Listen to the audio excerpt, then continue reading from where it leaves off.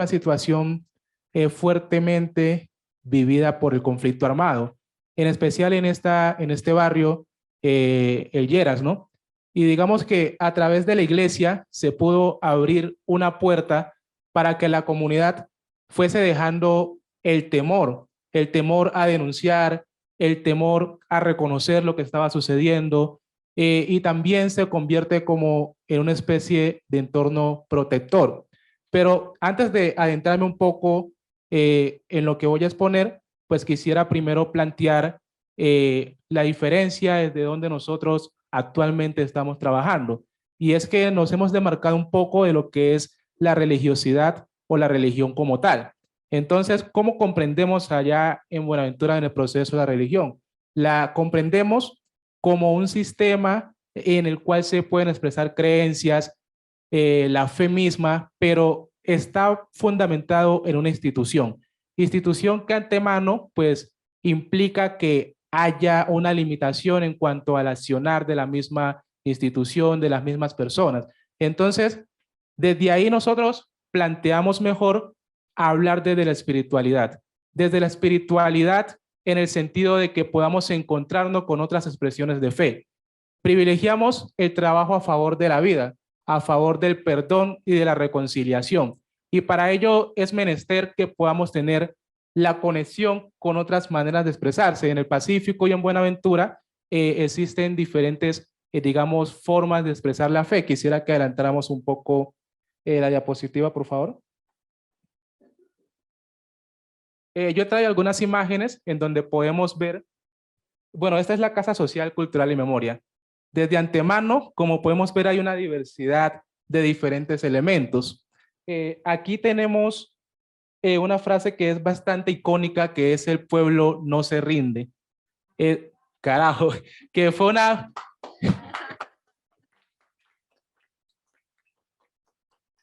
digamos, esa fue una frase que se usó mucho en el paro del 2017 y que de cierta forma hacía que la población que estaba a punto de decaer retomara sus fuerzas. Pero también quiero mostrar la siguiente imagen, que es la Capilla de la Memoria. La Capilla de la Memoria podría yo decirles que es el espacio más emblemático que poseemos en la Casa Social. Ahí lo que pueden ver, tenemos un portrillo, que es una barca. En esa barca hay diferentes elementos que pertenecen o pertenecieron a personas que fueron víctimas del conflicto armado, padecieron la desaparición forzada o fueron asesinadas en ese marco. En esta Capilla de la Memoria, que les digo que es el más emblemático, es porque aquí recae todo el tema de la espiritualidad que hemos venido manejando. Es un espacio en donde las familias, primero que todo, bueno, tiene tres facetas este espacio. La primera es una faceta de creación de memoria. Memoria para conocer lo que ha venido pasando, para que quien llegue a este espacio reconozca que sí hubo un conflicto que ha dejado grandes huellas en la población, pero también para que no se vuelva a repetir lo sucedido. Y con esto queremos decir que no haya impunidad. No es recordar para avivar el dolor, es recordar para traer a nuestro ser querido a ese espacio que no está materialmente, pero sí podemos comunicarnos con él espiritualmente. En este espacio, como pueden ver allá al fondo, se encuentra una mandala y eso es como una especie de altar. Podemos ver que hay una cruz. En este lugar, en su inicio, la Capilla de la Memoria, pues inicia en un espacio eclesial. Entonces, aquí se reunían con el padre en ese entonces, Ricardo, y posteriormente con el padre Ariel, que es quien está ahora, digamos, a la cabeza del proceso, y se realizaban algunas especies, digamos, de ritos cristianos, como eucaristías, pero con el pasar del tiempo, pues se han venido incluyendo otros tipos de expresiones, como lo pueden ver en la mandala, que básicamente la realizamos como una forma de abrir la conexión con nuestros ancestros, con la misma madre tierra. Ahí no se alcanza a ver bien, pero uno de los elementos centrales que tenía o que hubiéramos puesto es el chontaduro, el plátano, que son elementos que surgen de la tierra. Y para nosotros la tierra simboliza algo muy importante. De hecho, un líder social muy reconocido que lastimosamente falleció después de el paro cívico, Temístocle Machado, solía decir que la vida es a la tierra como la tierra es a la vida.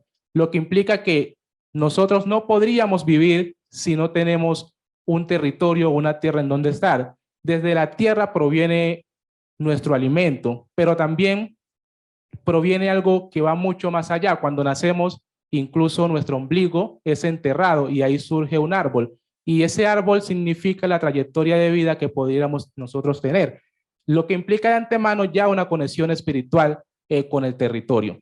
Entonces, por eso hablamos de espiritualidad, porque es la forma en que nos conectamos con la diversidad que hay en el territorio. Pero ¿por qué espiritualidad política?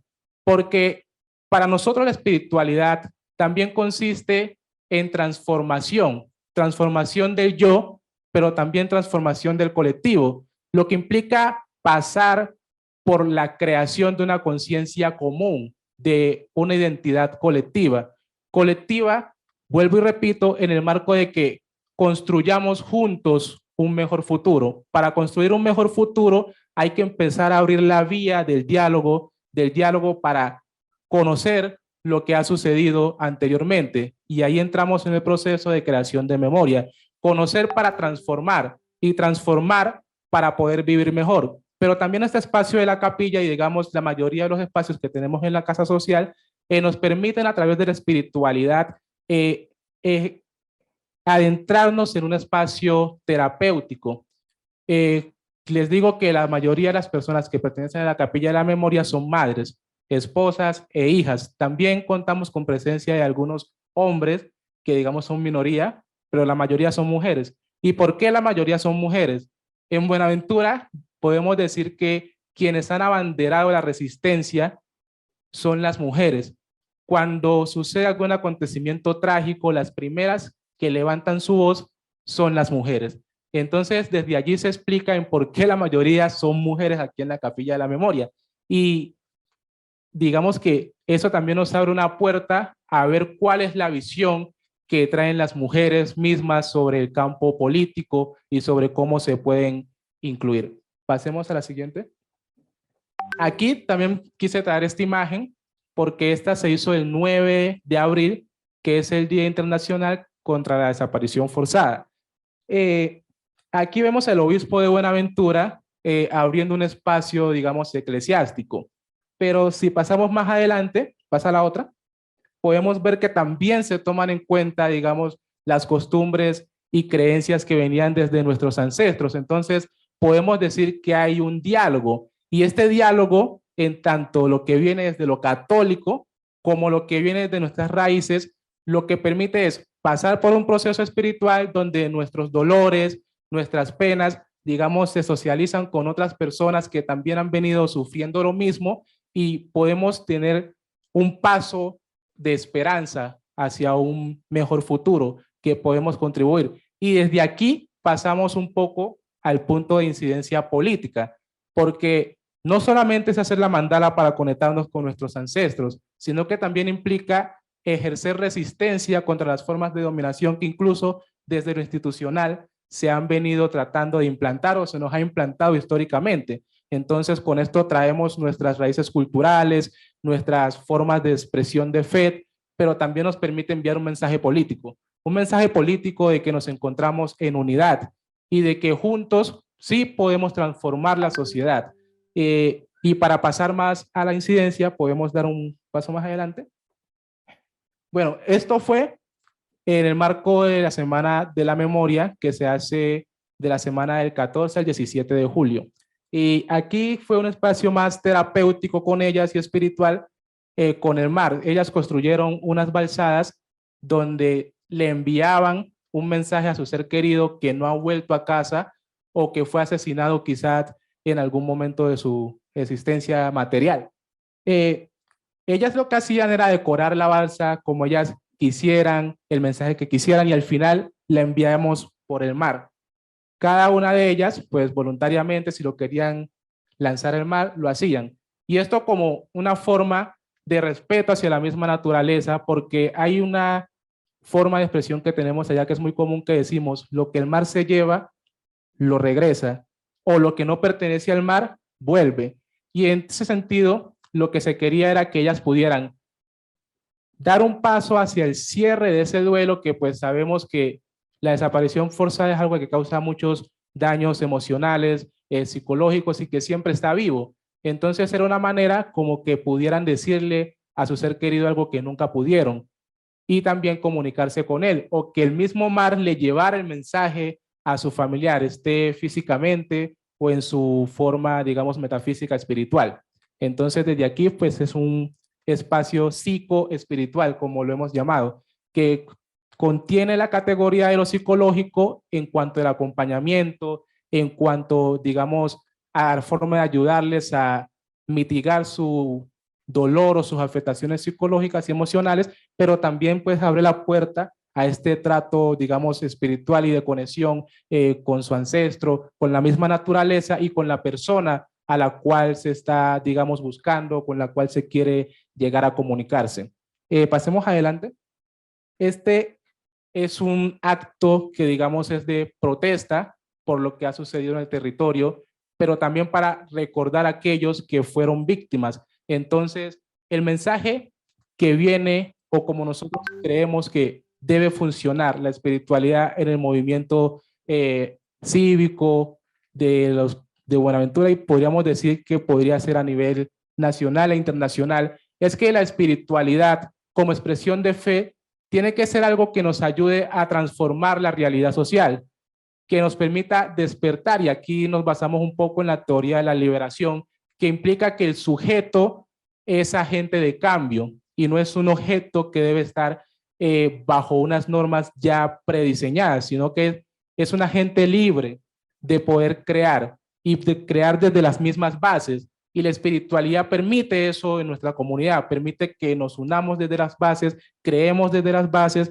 pero también llevemos conocimiento hacia la misma base. Desde la base surge lo que es la ruta a seguir en el camino y nos permite también tener legitimidad frente a la sociedad y poder exigir a las instituciones, digamos, oficiales que se nos mire, que se nos preste atención y que nosotros también tenemos que aportarle a la misma sociedad. Digamos que por ahí va el mensaje político y cuál es la relación de la espiritualidad con la política en Buenaventura. Es una conexión en cuanto a transformación individual y colectiva, creación de una identidad de un sujeto político colectivo, no individual. También quisiera mencionar algo, y es que existe un gran reto en el movimiento en Buenaventura y es no es esa línea que existe entre la espiritualidad y la religiosidad popular. Profe lo mencionaba ayer en su discurso, cuando usted llega a Buenaventura, identifica inmediatamente la religión y predomina la religión católica. Y digamos que hay diferentes expresiones de lo que es el cristianismo en Buenaventura, pero desde allí se arma un espectro muy amplio que es un reto que tenemos hoy en día y creo que seguiremos teniendo, pero estamos trabajando para poder diferenciar una cosa de la otra, porque la religiosidad popular de cierta forma nos sigue enmarcando en lo que es la religión, nos sigue teniendo bajo un patrón que, digamos, quieran o no, recae en la dominación de unos sobre otros. Y lo que queremos no es eso, lo que queremos es que podamos construir. Leía, creo, le decía ahora más tempranito el profe, que yo leía un artículo de él que hablaba justamente sobre la influencia que tiene este tipo de visión desde lo religioso, desde lo cristiano, sobre lo que fue el acuerdo de paz. El acuerdo de paz, puedo decir que también viene inspirado en ese cambio de visión religiosa, donde ya no tratamos de ver al otro como un enemigo, sino que encontramos la necesidad de poder dialogar con él. En Colombia, Juan Manuel Santos entiende que el uso de las fuerzas armadas no nos va a llevar a ningún lado y que tenemos que abrir otros caminos. Pero esta visión, yo comprendo que él lo tiene también de esa expresión religiosa, cristiana, pero también espiritual, que ha venido surgiendo y que nos ha ido guiando hacia el camino del diálogo y la reconciliación. Y pues por ahora eso es todo lo que tengo que decir. Ah, no, disculpen, eso no es todo. Disculpen, eso no es todo. Quiero hablar también de un trabajo que ha venido realizando un colega de nosotros, John Eric Caicedo, que él habla sobre las formas de memoria en Buenaventura y de resistencia, y pues en esto se marcan diferentes expresiones, como lo es la minga por la memoria, a la cual también pertenece la capilla de la memoria, el semillero de teatro, por la Vida, que funciona en la Casa Social, Cultural y Memoria, de cual yo hago parte. Bueno, la Pastoral Social, bueno, diferentes organizaciones que convergen en Buenaventura, que han venido trabajando diferentes expresiones desde lo artístico, pero también basándose mucho en el tema de la psicoespiritualidad, cómo a través de estos canales podemos seguir generando resistencia, pero también enviar ese mensaje político de que han venido sucediendo cosas, de que lo espiritual nos ayuda a sobrellevarlas, pero también lo espiritual nos impulsa para que podamos cambiarlas. Entonces, pues con eso termino y doy la palabra a mi compañero.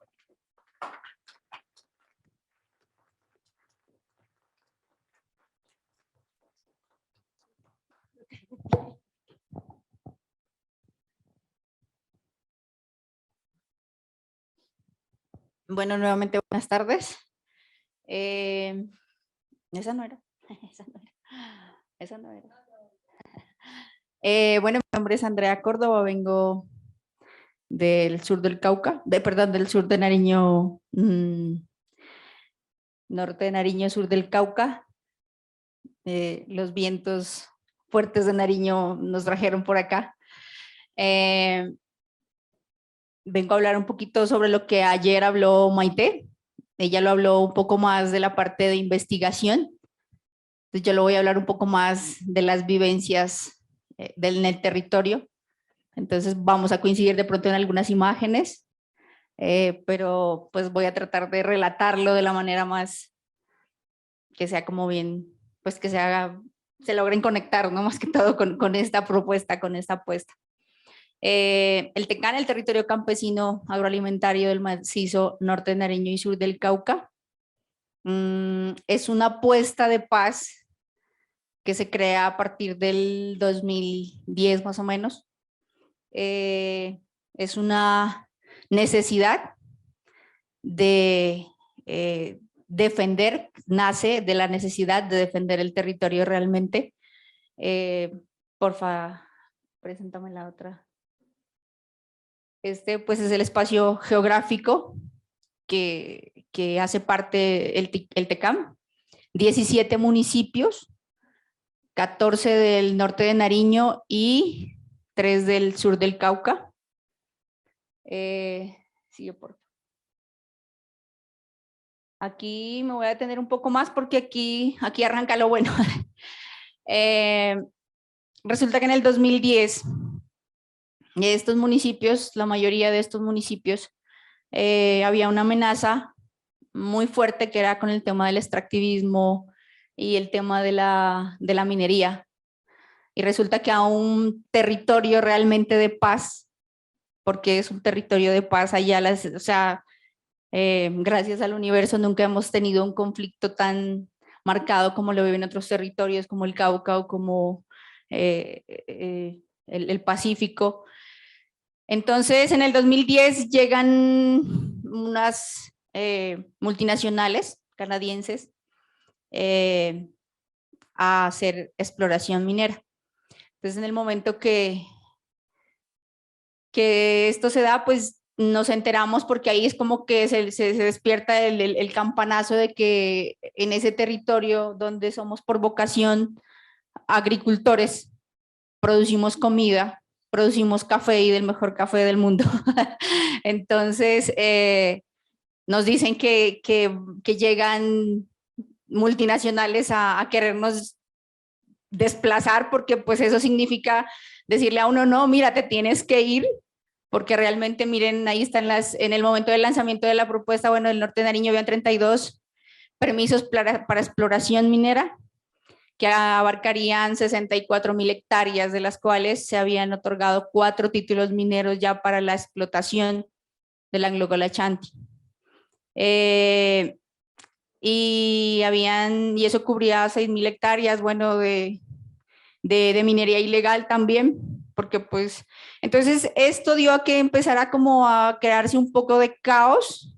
En todo esto empezó como el tejido social a romperse un poco, porque estas empresas son tan habilidosas, digamos, para llegar a la gente, es como, y nos recordaba mucho el tema de la conquista, ¿no? Cómo llegaron con los espejos, cómo llegaron con eso a querer enamorar a la gente.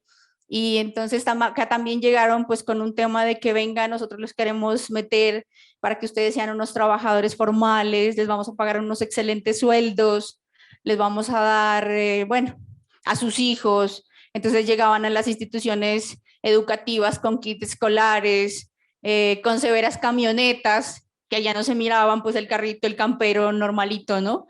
Entonces llegaron con camionetas ostentosas. Entonces, claro, un campesino verse subido en una camioneta de esas, porque era él que manejaba cierto bloque de trabajadores, entonces eso creó un poco y empezó como a haber mucha, digamos que circulación de dinero, la gente ya pues a comprarse sus cosas costosas, pero ahí al mismo tiempo también el campesinado como tal, como que reaccionó y muchas personas de las que de pronto estábamos fuera del territorio, porque yo me meto en ese, porque yo siempre iba como ese era mi estadía de vacaciones, era mi lugar de vacaciones, y entonces cuando veo que ese lugar de vacaciones me lo van a dañar, entonces como que, uy, o sea, aquí qué va a pasar y la familia y todos para dónde nos vamos a ir si realmente eso se da, porque... Y nuestro municipio, voy a un poquito aterrizarlo un poco más al tema de Arboleda, es Arboleda Berruecos, y Berruecos es una palabra quechua que quiere decir lugar lleno de piedras. Entonces es un lugar muy lindo, de ahí unas piedras muy lindas, y obviamente al hacer esa exploración encontraron muchísimo metal que pues de mucho interés para estas multinacionales, ¿no? En ese momento se da como, digamos que personas del común ya como que dijeron, no, o sea, ¿para dónde nos vamos a ir? ¿Dónde vamos a arrancar de ceros? Entonces como que ya la gente se empezó a armar sus bloquecitos y entonces ellos empezaron a hacer socialización, porque estas empresas hacen socialización con la gente, van y les socializan y le cuentan un cuento muy bonito, como ahorita les decía.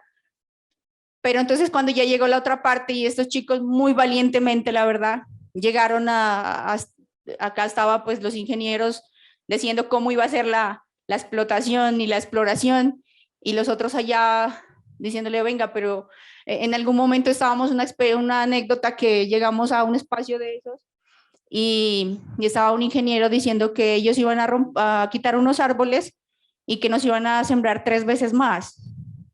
Entonces cuando llega y alguno de los chicos, sí, porque en ese momento pues éramos, llega y le dice, bueno, sí, nos van a sembrar 300 árboles, pero pues ¿cuánto tiempo se demoran esos árboles en volver a estar como está, para que esté como el árbol que ustedes nos van a quitar?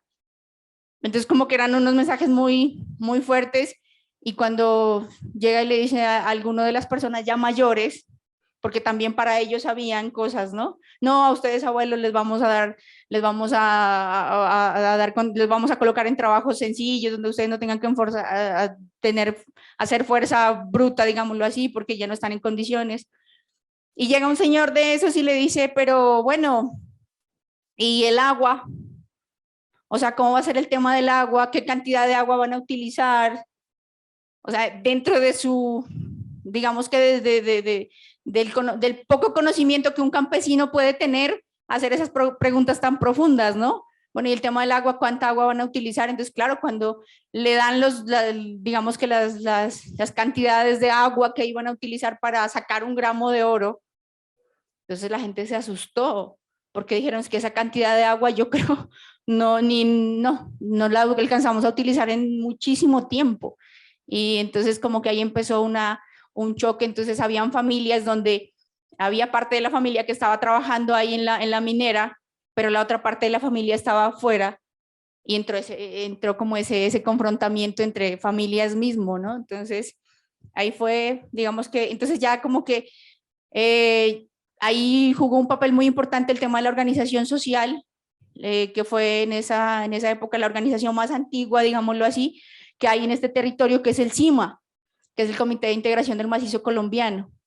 Entonces ellos fueron muy claves porque hicieron mucho apoyo a las comunidades, jurídico, social, y entonces empezó a hacerse como esa petición a las entidades en ese momento, las alcaldías, que por favor, miren, nosotros no queremos que aquí haya minería, mejor que se vayan porque queremos seguir cultivando, ¿no? Entonces dijeron no, ya está eso ahí, entonces no, y no hacían caso, pues como que no había por donde nadie nos escuche, no nos querían escuchar a la gobernación, todo eso, entonces ya como que la gente dijo, no, pues aquí lo único que nos quedan son vías de hecho, la protesta, no hay más, porque ya la institución no nos quiere escuchar, el gobierno no nos quiere escuchar, y resulta que empezaron, digamos que todo empezó pues con una manifestación primero, una marcha muy grande que nos tomamos el municipio y ya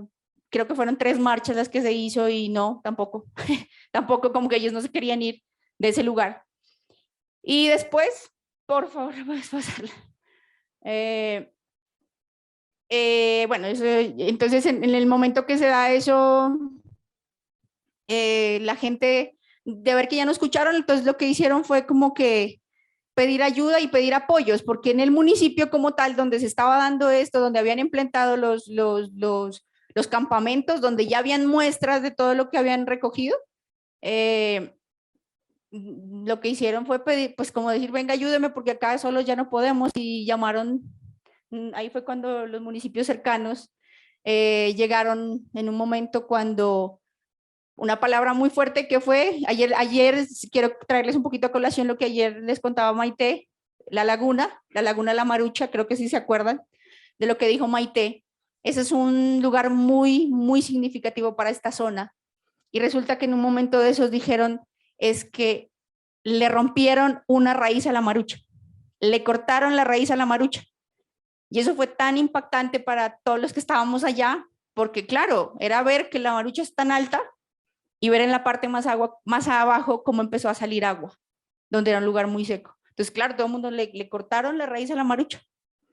Entonces, ya eso fue como la copa que rebosó el vaso, dijeron así, rebosó la marucha. Entonces, cuando la gente ya como que se unió y llegaron muchísimas personas a un lugar que es como la intersección política de los municipios de Arboleda y San Lorenzo, Nariño, y ya era un momento de que, mira, que eso está pasando, que la gente, ya la cosa se complicó y la marucha está desangrándose, entonces, ¿qué vamos a hacer? ¿Y ahora qué vamos a hacer? Entonces, llegaron allí, más o menos les estoy hablando como unas 2.000 personas de todos los municipios del norte de Nariño y se declararon en minga permanente. Y dijeron, de aquí no nos vamos hasta que ustedes se vayan, o se van ustedes, o aquí nos quedamos, ¿no?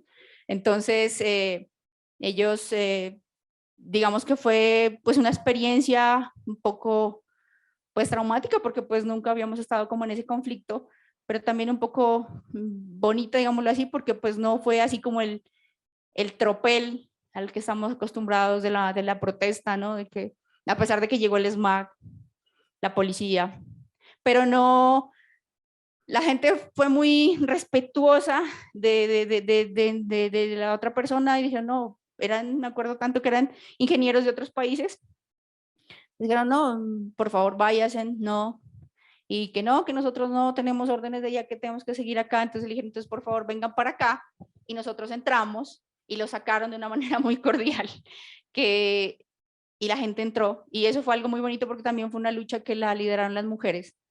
Entonces sacaron a todo el personal que estaba dentro de esos campamentos y entraron y quemaron los campamentos. Entonces, véngase porque esto aquí no deben estar, y se armó pues allí, digamos que, no el tropel, pero sí se formó como esto no es de ustedes y esto se quema, y les quemaron todas las muestras que habían sacado y ya, váyanse, aquí no los queremos y ya. Entonces, digamos que en un momento se fueron, se fueron por un momento, por un poco de tiempo nomás. Eso pues también nos dio a entender que pues somos una zona muy rica, ¿no? Pero para nosotros, para ellos querían era irnos a explotar toda la riqueza que hay ahí. Y entonces ellos se fueron y ya al año más o menos, eso fue como en el 2010, en el 2011 regresaron nuevamente y la gente como que bueno, otra vez, ¿no? Y pues el trauma fue tenaz porque había miedo, pero no era como la incidencia de grupos armados, sino que fue el choque entre los que estaban trabajando en la mina y los que no estaban trabajando en la mina, y ese choque allí que ustedes cómo van a hacer ir a la mina si la mina nos estaba dando fuentes de trabajo y nos estaba pagando muy bien. Entonces era como ese miedo, ¿no? Y ese confrontamiento ahí como muy, muy interno. Y al año siguiente volvieron y otra vez la gente llegó otra vez en camionetas, como siempre y todo. Y fue algo, una anécdota también, es como se formaron unos bloques de los que estaban allá, unas personas distrajeron, digámoslo acá, a todo el personal que llegaba de la mina y los llevaron por allá porque se iban a ver como unos puntos cardinales que ellos marcan. Entonces se fueron unos para allá y otros se quedaron y les volvieron a quemar las camionetas. Entonces otra vez los dejaron a pie pues a los de la mina y siguió como la discusión. Bueno, yo les cuento esto porque yo creo que de ahí arranca todo el tema espiritual, ¿no? Para nosotros, para algo muy...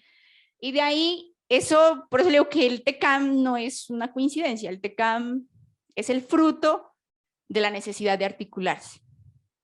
Eso para nosotros como territorios es el TECAM. Y entendiendo que la lucha es una lucha, debe ser articulada, no es una lucha individual, y que el TECAM es como el lugar donde deben confluir no solo una lucha, sino varias luchas. O sea, lucha del territorio, la lucha de nosotras, del espacio, de la incidencia que nosotros debemos tener como mujeres, la lucha de las víctimas, la lucha, bueno, todas las diferentes luchas que deben haber. Ese es el TECAM, es el lugar donde confluyen todo ese tipo de luchas. Y en 2016 se hace una gran manifestación en otro de los municipios que es San Pablo Nariño, que ya es la proclamación del TECAM. Y en la proclamación del TECAM también era muy bonito ver como 6,000 personas allá proclamando el TECAM, diciendo nosotros vivimos en un territorio de paz y queremos que siga siendo un territorio de paz. Y en ese espacio que se dio, se crean unos mandatos, digámoslo así, pues los llamábamos un poco componentes del territorio campesino. Y mira, pues como componentes que esto está, digamos, en construcción y cada vez le vamos quitando, le vamos poniendo, a ver qué se va adaptando, pero digamos que estos son como los más significativos, pues el espacio geográfico, el plan de vida campesino, que en ese momento de la proclamación nos dirigimos a qué tiempo nos queremos ver o a qué tiempo va a ser ese plan de vida y le colocamos un tiempo cronológico y dijimos que fuera 20 años, ¿no? A ver cómo nos vemos nosotros como ese territorio en 20 años, qué va a pasar a ese territorio en 20 años, conjunto de relación de lo que yo le digo, cómo va a ser esa relación de luchas de todo lo que está dentro de ese TECAM. La autoridad campesina se le dio como una estructura no jerárquica, más bien que fue el tema de la representación política, puede ser del TECAM, y es la Junta de Gobierno Campesino, que es una representación más o menos de 4 miembros de cada municipio, 4 o 3 miembros de cada municipio, que son los que de pronto nos reunimos más seguido. Está la Guardia Campesina, que sigue en construcción, ¿no? De ver quién o cómo vamos a defender, vamos a seguir defendiendo, o va a ser la figura, no tanto porque defenderlo tenemos que defenderlos todos, pero digamos como esa figura de Guardia Campesina. Hay unos mandatos propios, pues una economía propia y un cuidado de la vida y la espiritualidad. Voy a tomar, digamos que de pronto, esos donde dice mandatos propios y cuidado de la vida y la espiritualidad, porque pues si no, no acabamos hoy. Los mandatos propios, ese día de la proclamación recibimos unos mandatos y que eran, voy a ver un poco más el tema del mandato de la protección del agua, que fue como el más significativo para nosotros y creo que es el que nos ha movido y creo que es el que nos sigue moviendo y creo que es el que nos va a mover de aquí en adelante. El tema de la protección del agua y el cuidado de la vida y la espiritualidad, que va muy encadenado. En esa lucha, yo creo que toda lucha deja una herida, ¿no? O sea, y entonces a nosotros nos hirieron con la marucha.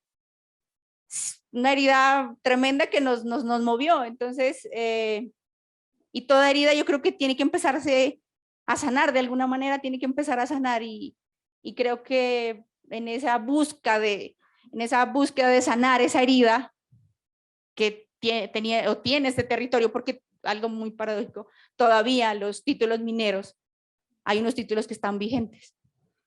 Entonces, empezamos a hablar del tema de la armonización del territorio. O sea, ¿cómo vamos a empezar a armonizar, a empezar a sanarnos toda esa lucha que se viene dando?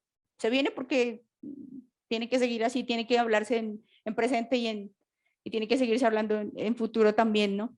Y empezamos a hacer como esa armonización con estos rituales, ¿no?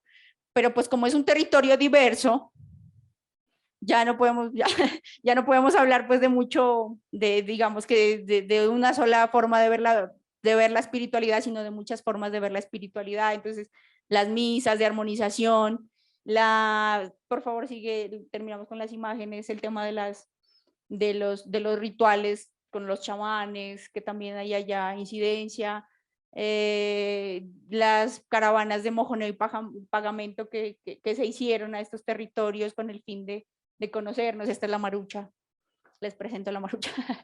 Digamos, y uno de los retos grandísimos que tenemos dentro del Tecán es cómo vamos a hacer, cómo le vamos a seguir llegando a esos jóvenes, cómo vamos a hacer para transferirles este mensaje, para que ellos pues sean el relevo generacional y esa lucha no se termine, porque pues digamos que ¿qué hemos logrado? Ayer algo que le preguntaron a Maite, que le dijeron la eficiencia o la eficacia del TECAM, ¿cierto? Algo así le preguntaron, entonces yo ayer iba a intervenir, pero cuando ya dijeron el tiempo, no, entonces dije, mejor me quedo callado y mañana me abandono en eso. Entonces, ¿qué hemos logrado dentro de toda esa apuesta del TECAN? Y ahí vamos a ver 3 cosas muy importantes, que es el tema de las consultas populares que se dieron en estos municipios y muchas alternas. Bueno, ustedes saben que aquí en Colombia ya ¿qué es? Las consultas populares, digamos que son anticonstitucionales. Entonces, pero a pesar de que eso ya es anticonstitucional, pues en los territorios hablamos siempre de lo que es legal y de lo que es legítimo. Entonces, creemos que a pesar de que para el gobierno no es legal, para nosotros es legítimo.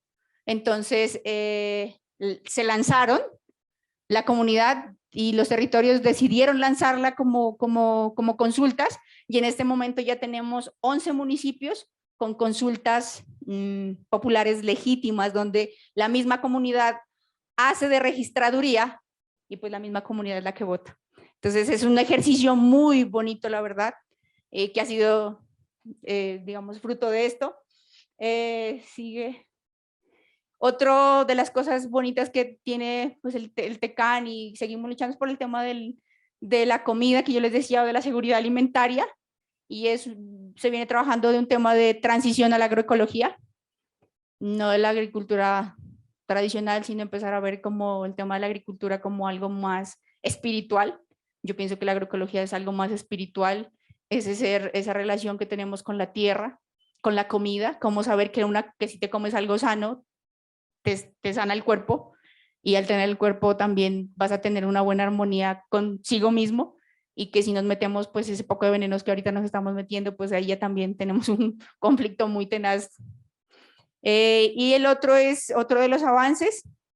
Y entonces de esos avances tenemos el DINDE, es una finca de referencia que la tenemos en La Unión, otro de los municipios, que es donde se está haciendo un tema muy bonito de transición, de construcción, de construcción, bioconstrucción, todo lo que tiene que ver. Por eso le digo, para mí todo eso es espiritual.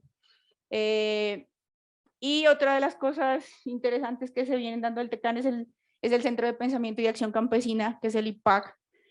Es cómo nosotros podemos perdurar o cómo podemos transferir el tema de la cultura campesina. y porque también es cierto que debemos recuperar un poco esa identidad que la estamos perdiendo, cómo lograr que nuestros jóvenes a veces no tengan que salir a la ciudad y cómo lograr retenerlos, les decimos nosotros, en estos territorios y que no se vayan a las ciudades a hacinarse, a ver otro tipo de, otras formas de vida tal vez que no son muy buenas.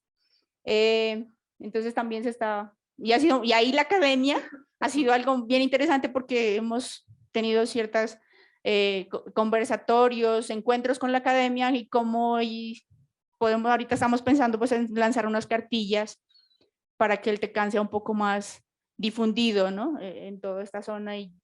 Y ya lo otro es, otra de las cosas es el tema de la red de acueductos comunitarios de esta zona, y es como esta figura ancestral, porque es una figura de defensa ancestral de estos territorios, el tema de los acueductos comunitarios, influye para articularnos y para defender el agua. Entonces también es ver cómo la comunidad no pierda el control del agua, porque si lo perdemos ahí vamos a tener pues problemas con el tema de la mercantilización del agua. Y lo otro, pues ya veo la cara. Entonces dentro de esa red de acueductos comunitarios hemos empezado algo bonito, y una de las, otro ya su fruto de cada una de esas luchas ha sido que desde la red de acueductos comunitarios teníamos unos acueductos que estaban dentro de la empresa privada ya, y ya en este momento podemos decir que la comunidad logró sacar su acueducto de esa empresa privada y tomar el control nuevamente del agua, ¿no? Y eso lo vamos a hacer en una proclamación que ya, ojalá pudiéramos invitarlos y mandarles la extensión de la invitación. Entonces ya como resumiéndolo, ya el tiempo es corto, entonces desde el Tecán buscamos concebir la espiritualidad como la interrelación de todo lo que tiene vida y permite el respeto, el cuidado. Esto es para nosotros pues la bioespiritualidad, ¿no? Queremos hablar desde el Tecán como de una bioespiritualidad, no más de, o sea, no religión, no más religión, porque la religión nos ha dividido y lo espiritual nos ha unido. Entonces ahí les dejo pues mi intervención. Gracias.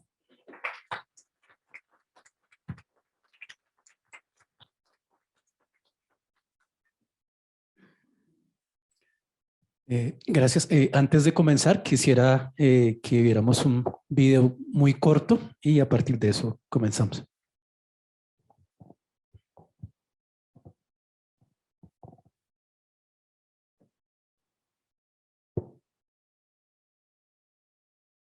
De la memoria histórica, les saluda un pueblo que viene derribando símbolos coloniales, símbolos que le hacen apología a la violencia, a la colonización, a la persecución en medio de un país que le hace mucha falta memoria. Por eso, hoy vamos a rendirle homenaje a todos los que han caído en este paro nacional, a todos los que han luchado por todos nosotros, por sus familias, por sus hijos, por sus hermanos, pero sobre todo por este país que le hace falta mucho la memoria. Jefferson Alexis Marín Morales, Santiago Moreno Moreno, Jonathan Arley Quiñones, Andrés Angulo, Kevin Anthony Agudelo Jiménez, Nicolás Guerrero, José Emilson Ambuila, Harold Antonio Rodríguez. Compañeros y compañeras que no se han muerto y que hoy desde este lugar le hacen el llamado al país para que sigamos luchando para transitar de este estado de guerra al que nos han sometido desde hace más de 200 años. Hoy todos somos primera línea, segunda línea, tercera línea, cuarta línea, quinta línea. Hoy somos las ciudades de la resistencia y los campos de la resistencia, defendiendo la memoria de quienes hoy nos siguen acompañando, defendiendo la paz que tanto ha anhelado en nuestro país.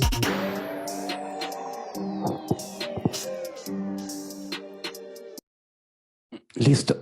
Bueno, esa es una partecita pues, de lo que fue el paro nacional. Pero antes de eso, pues quisiera que, digamos, la experiencia de nuestro proceso lo miremos como en términos globales, ¿no? Como son todas las luchas. En toda la América asesinaron más de 56 millones de personas cuando invadieron en toda la América. A partir de esa invasión cambiaron el clima mundial, cambiaron las formas de relacionarse con el mundo, cambiaron también las formas de gobernar en esta gran parte del territorio y muchos pueblos fueron sometidos a una vida pues que no era propia y que a partir de ahí comienza una resistencia, ¿no? Una resistencia histórica que hasta estos días pervive.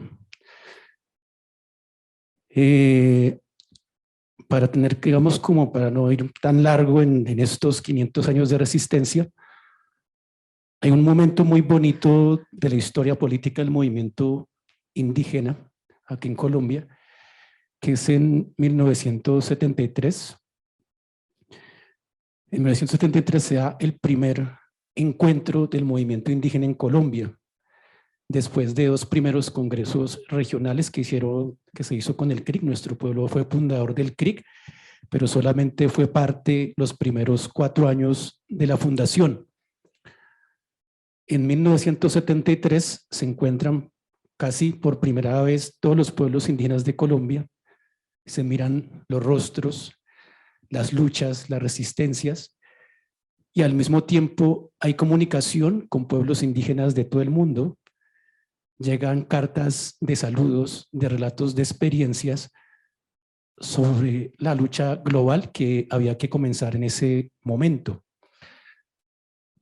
Una de las cartas que llegó en ese momento es una carta de pueblos indígenas de Estados Unidos. Y en esa carta nos decía que la lucha, o sea, las luchas que tenemos son las mismas que tenemos acá en Colombia, que nos envenenan los ríos, que nos despojan las tierras, que nos asesinan, que nos están desapareciendo, y que era una lucha común y que la lucha pues debe ser una lucha global. Eso, digamos, es un punto de partida muy importante del movimiento indígena en Colombia, también fruto de muchos años, muchas décadas pues de lucha, ¿no? Como les contaba ayer en ese corto, pues, digamos, compartir, nuestros pueblos, después de resistir a la corona española, participaron en los procesos de independencia, pero a pesar de participar en los procesos de independencia, los primeros decretos que sacó Simón Bolívar fue la disolución de resguardos y venta libre de los territorios de los resguardos acá en Colombia. Entonces, de haber creído que fuimos parte de la independencia, también nos tocó seguir resistiendo en la República. Entonces, ha sido una larga lucha en donde han participado pues todos los pueblos de acá de Colombia, del mundo, pero hay nombres, por ejemplo, como Quintín Lame, que participó en la Guerra de los 1000 días y participó en la construcción del Canal de Panamá, que miró cómo era la guerra contra nuestros pueblos, pero lo supo interpretar, supo hacer lecturas para poder luego hacer las luchas pues, del movimiento indígena en Colombia, ¿no? Ellos tenían, digamos, unos encuentros con nuestros taitas, mamas mayores, en el caso nuestro, por ejemplo, taita Javier Calambás, Trino Morales, que fue, hoy vive en la Sierra Morena, su taita Misa, que fue el primer presidente de la Organización Nacional Indígena de Colombia, y compartían estas luchas de recuperar la tierra, para recuperarlo todo. Entonces, ese, digamos, es un contexto pues muy complejo en el que se da esta lucha, pero sobre todo, digamos, ya en específico, nuestra lucha ha sido desde los principios de autoridad, autonomía, territorio, identidad y derecho mayor. Y nuestra lucha ha sido como movimiento de autoridades indígenas del suroccidente, después de retirarnos del Consejo Regional Indígena del Cauca en el 74. Entre el 74 y 80 se funda el Movimiento de Autoridades Indígenas del Suroccidente, AISO. Cuando se desarrolla este proceso, se comienza a preparar a la gente para recuperar las tierras de hacienda. Y para hacer este proceso, nuestro movimiento necesitaba no solamente hacer pedagogía interna en los territorios, sino hacer pedagogía al mundo no indígena. En 1980 se hace, para mí, la marcha más larga que hayan hecho el movimiento indígena en ese tiempo y en ese contexto. Se hace desde los límites de Quito acá hasta la ciudad de Bogotá, pues visitando diferentes municipios, universidades, sindicatos, dando a conocer la lucha y la resistencia del movimiento indígena y específicamente la lucha por la tierra. En este proceso, lo que se lucha es que cuando llegan acá a Bogotá, estuvieron en el Consejo de Bogotá, estuvieron también en el Congreso de la República y se da a conocer de que nosotros luchamos por derechos ancestrales a la tierra y que no tenemos que pagar ni un peso por estas tierras, pues que ya algún momento fueran nuestras, y lo que tenían que hacernos eran devolvernos y restituirnos estas tierras, porque habían planteamientos en ese momento del Estado que teníamos que pagar una parte de la tierra en la reforma agraria que se planteaba en ese momento. Después de poner en discusión pues, política y de hacer pedagogía a nivel nacional, el 19 de julio de 1980 se ondea la bandera del pueblo Misak en el colegio que hoy se llama Mamá Manuela. Era un internado escolar allá en el municipio de Silvia, donde estudiaban pues, gran parte del sur del país. Y al otro día se ingresa a recuperar una tierra de casi 2.000 hectáreas de los González Caicedo y se comienza la recuperación de tierras. Por varios meses y luego lleva años para poder, digamos, que se entregue de manera formal, se comienza la lucha. Y en ese tiempo también pues, se constituye lo que actualmente se conoce como la Guardia Indígena, la Guardia Cívica. Si se buscara las primeras fotos de la Guardia Indígena en Colombia, creo que estoy seguro que se encontrarían las primeras fotos de la Guardia, así, digamos, marchante al frente, digamos, del presidente Belisario Betancur en 1986 en Santiago, en donde por parte de los pueblos indígenas y por parte del Estado colombiano, por primera vez en ese momento, un presidente del Estado colombiano, digamos, dialoga con una autoridad indígena en un contexto de recuperación de tierras. Esas tierras fueron entregadas en 1986 y pues allá tuvo que ir el presidente Belisario Betancur y allá se dieron pues los debates sobre el tema pues de la lucha por la tierra y el tema de la reforma agraria en Colombia, pues que hasta el momento no se ha dado, pero que de alguna manera desde el movimiento indígena, desde el movimiento campesino, desde los pueblos étnicos, pues lo hacemos de manera permanente. Se dan esos debates, se logra recuperar esa tierra. Nuestra consigna es recuperar la tierra para recuperarlo todo, pero necesitábamos también recuperar nuestros derechos y nuestra dignidad como pueblos indígenas. Hay un taita o taitorino de agua que nos enseñaba que todo tiene vida y todo tiene espíritu y que todo nos habla. Entonces, él, digamos, fue que se dio el debate en ese momento con Belisario Betancur. Ya estaba también la larga lucha y los debates sobre nuestros derechos, porque se venía discutiendo, digamos, En esos momentos habían varios grupos armados, entre ellos pues, las FARC, el Quintín Lame, el M-19, en diferentes momentos hablando de proceso de paz.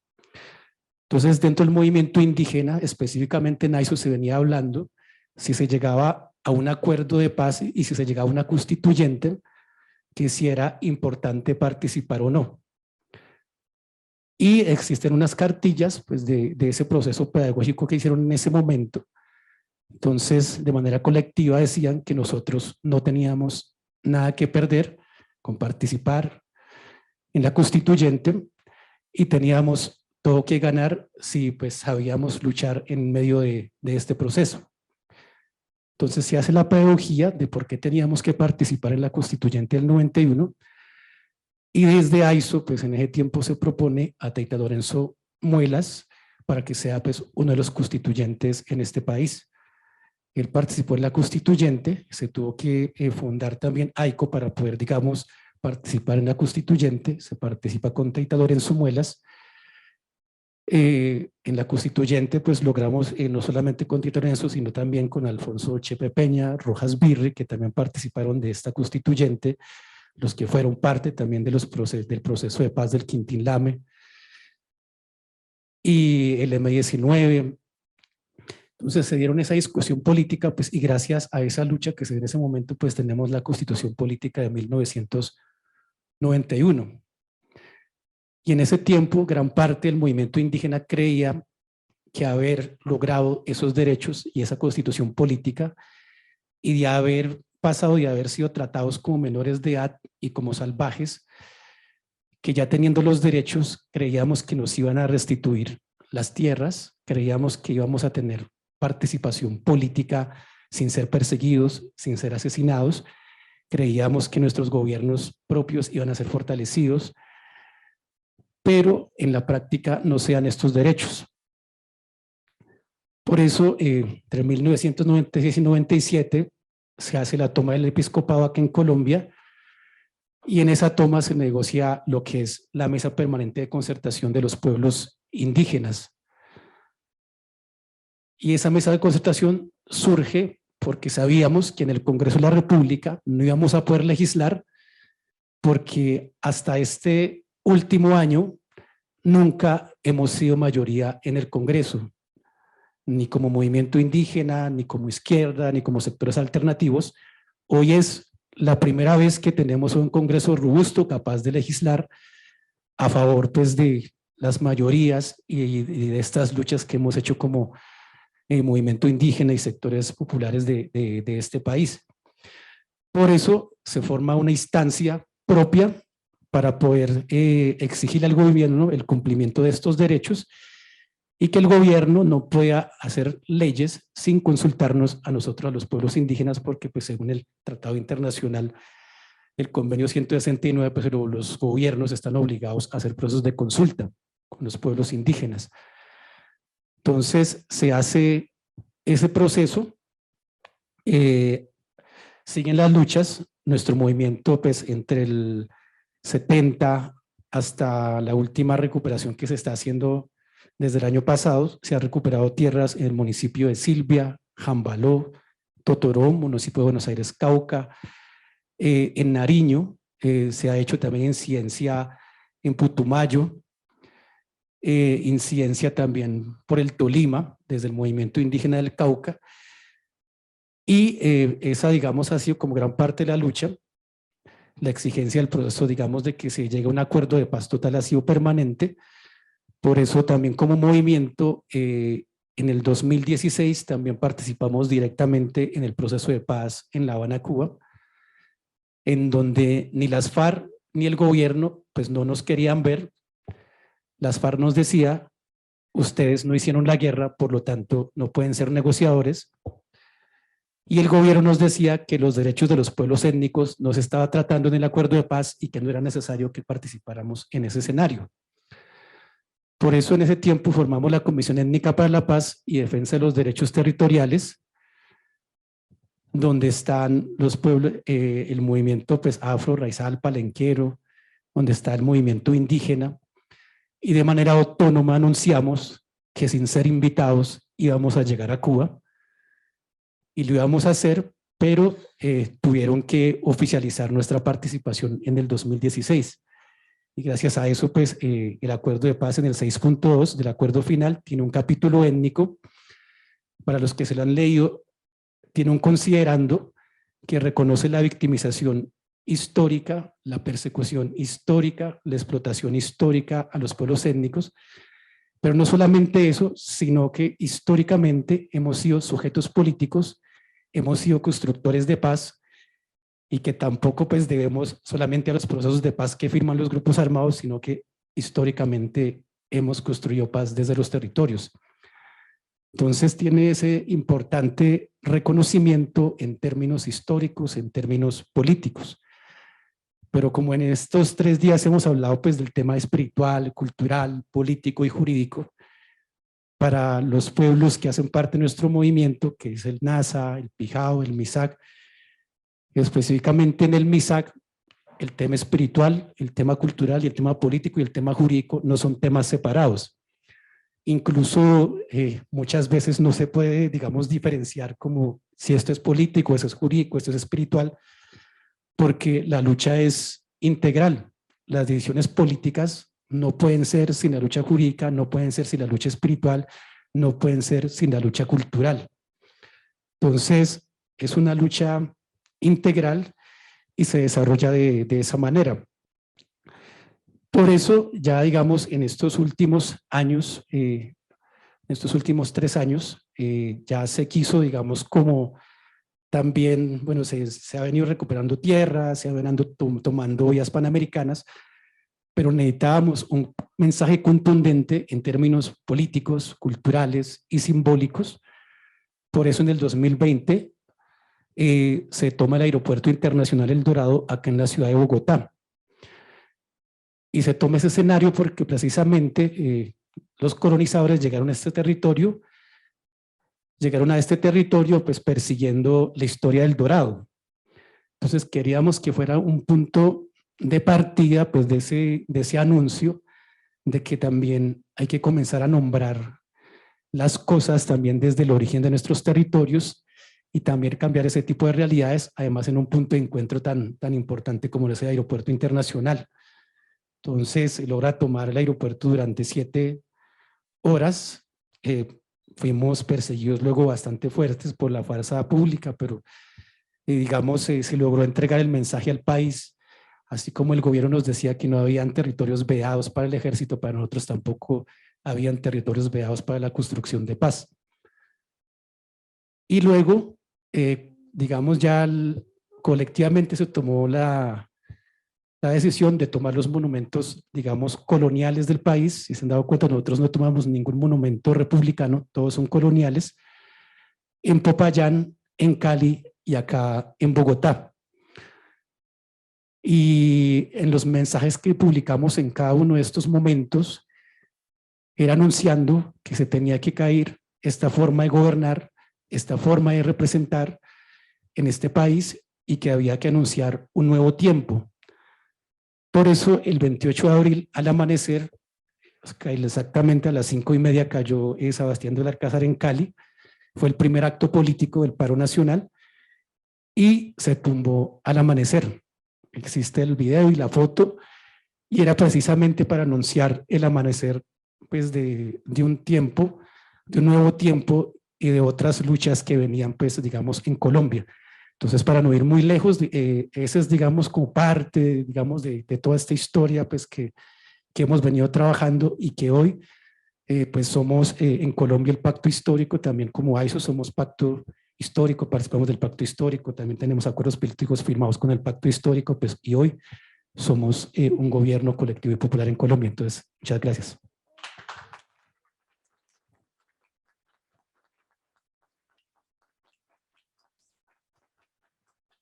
Muchísimas gracias, Edgar. Muchísimas gracias, Andrea y Juan Manuel, por compartir con nosotros parte de la experiencia que ustedes tienen en sus respectivos movimientos sociales. Es muy grato realmente tenerlos acá y poder abrir también el espacio de la conversación a que podamos aprovechar estos, tenemos tiempo, estamos bien, un espacio como amplio para preguntas, para comentarios, para intercambiar ideas sobre pues, este asunto de las espiritualidades políticas. Entonces, pues nada, yo abro el espacio para quienes quieran preguntar, quienes quieran intervenir. Los dejaron a todos callados. Nicolás. Bueno, muchas gracias a los tres por las presentaciones y por un montón de cuestiones, digamos, que para alguien que no vive en Colombia son muy ilustrativas y nos enseñan un montón. Yo tengo una pregunta muy concreta para Andrea, que es algo que venía charlando con la compañera hace un rato. Era un poco la pregunta, es muy concreta. Digo, más allá de toda esta reivindicación, el caso concreto de la laguna, la Marucha, ¿no? Y cómo aparece ahora como digamos, una entidad y una dimensión espiritual en juego en este mundo de la naturaleza, muy asociado a este proceso, y eso quedó muy claro. Mi pregunta era muy concreta, era, más allá de este proceso político, ¿cuál es el lugar de la laguna en la vida cotidiana más, digamos, histórica de esas comunidades, digamos? ¿Qué lugar tiene? ¿Tiene un lugar también espiritual? ¿Cómo aparece eso ahí en otros contextos? Digamos, por ahí podés contarnos algo de cómo, digo, más allá del proceso político, la vida cotidiana de las personas, ¿qué lugar tiene la laguna? Es eso nada más. Gracias a los tres. Gracias. ¿Alguien más? Eli. ¿Y Sandra, tú también? Me sumo a las palabras de Nico. Agradecer a cada uno por las presentaciones, por contarnos del trabajo que hacen también, que es muy importante, sobre todo en términos de contexto. Y me gustaría un poco, si pueden, un poco hablar acerca del tema de cómo en sus comunidades, en sus organizaciones abordan el tema del trauma, porque el tema del trauma, porque, por ejemplo, Juanma decía el tema de la memoria política, que de una u otra forma está asociada con la noción del trauma, de revivir experiencia y de hablar de eso. Y lo otro también, acerca de los desafíos para empoderar a jóvenes y nuevas generaciones a preocuparse de estas temáticas. Andrea decía que era muy difícil en su comunidad como tratar de retener a los jóvenes para que se queden en su comunidad, y sobre todo como por este plan que decías tú de cómo van a ver la comunidad de aquí a 20 años más. Quizás ya no van a estar las mismas personas ahí en la comunidad. ¿Cómo es ese trabajo de empoderamiento a nuevas generaciones para seguir trabajando y fortaleciendo lo que son sus comunidades y su trabajo también colectivo?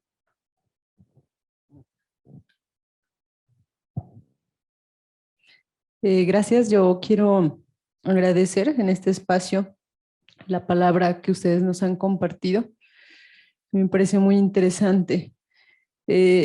Más que preguntar, quiero felicitar ese trabajo tan arduo que han realizado como líderes.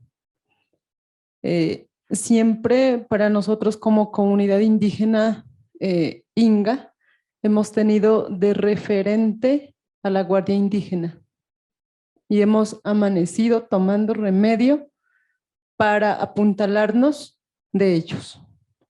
Somos guardia también indígena, somos defensoras del agua y del territorio, y nos encanta escucharlos, y por eso en este espacio como que sentía tanta la conexión, porque nos ha tocado pues luchas fuertes, pero yo considero que las que ustedes han hecho han sido mucho más.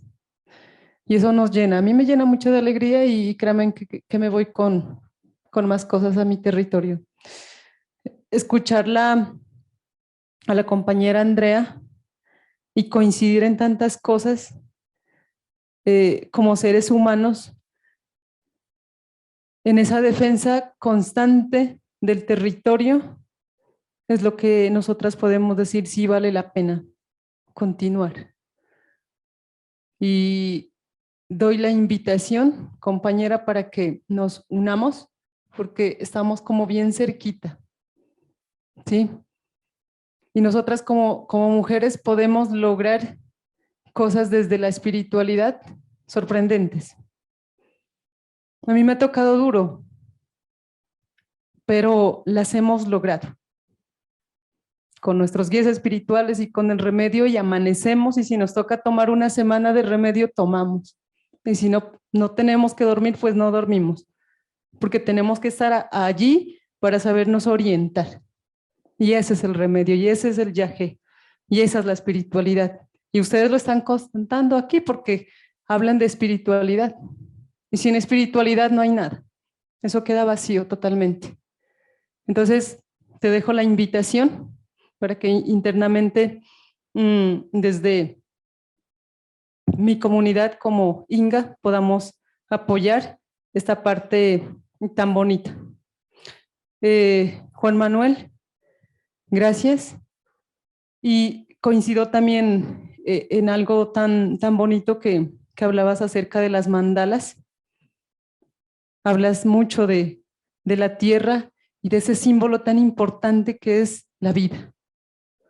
Y entonces estamos tan conectados, porque si bien ustedes tienen unos rituales, nosotros también, pero siempre estamos como en ese mismo hilaje, ¿sí? Me impactó mucho y me gustaría, sí, un poquito, que me compartieras acerca de lo terapéutico que hablas. Me interesa esa parte, profundizarla, porque con los niños y con los jóvenes y madres de familia que han perdido seres queridos, a veces se quedan en esta parte y no quieren salir y aceptar el hecho de que el mundo o la fase de la muerte ha llegado. Y esta fase de la muerte nosotros ya la entendemos que es otra etapa más del ser humano y que debe llegar y que nosotros tenemos que recibirla. Entonces, no sé si de pronto tú me pudieras compartir algo terapéutico desde tu región para nosotros también fortalecerla. Gracias.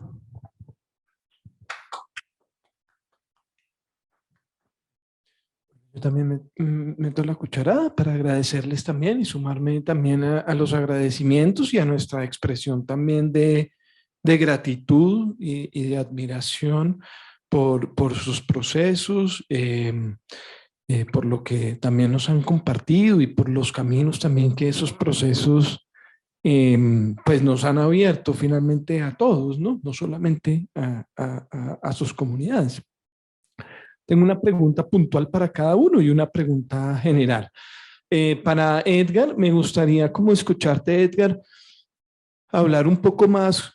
Es una pregunta muy puntual. Cuando ustedes hablan de tumbar los símbolos coloniales, ¿han considerado también intervenir en las iglesias y no solo en las estatuas?